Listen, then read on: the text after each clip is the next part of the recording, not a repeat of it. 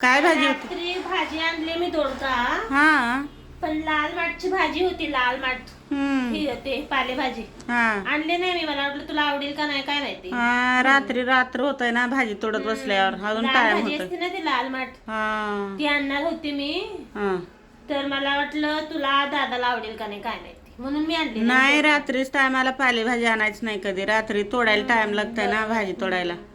फळभाजी खायचं रात्री. जेवायला लेट झाला असता. हा लेट झाला असतो मग फळभाजी बरं आहे. मग ती भाजी छान लागते ना पण हा लाल माठची भाजीने ना रक्त अडतंय अंगात. खायला पाहिजे पालेभाजी. हा कलर पण छान असते. कलर बीट सारखं असतं. चांगलं असते. कलरफुल भाजी आहे लाल माठ. मस्त लागते पण छान. लाल माठ लसूण हा बिसून जरा चवीला जास्त पण टाकायचं. लसूण हे टाकायचं फोडणी मस्त. द्यायची लसणाची. लसणाची फोडणी द्यायचं चांगलं लागते भाजी. चेचायचं लसूण चांगलं. हा हिरव्या मिरच्या हिरव्या झणझणीत मिरच्या, बनवायचं झणझणीत. फोडणी द्यायचं. हा असं पानसट बनवायचं नाही कुठली भाजी.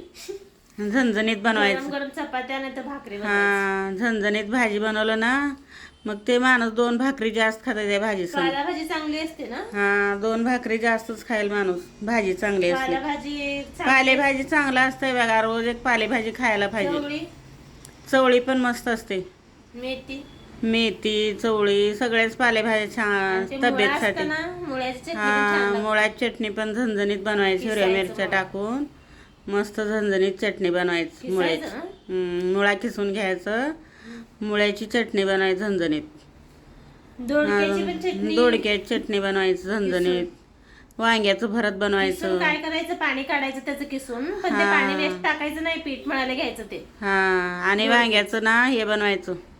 काय भरीत. भरीत बनवायचं. भरीत वांग्याचं खूप चांगलं लागतंय भरीत. मस्त एक भाकर जास्तच खाईल माणूस. भरीत बनवायचं. आता बनायचं आहे चिकनचा मसाला तयार करायचा. आता झणझणीत मसाला तयार करून मस्त लिंबू पिळून खायचं. वर चिकनची भाजी बनवून लिंबू पिळायचं. बाजरीची भाकरी चुरून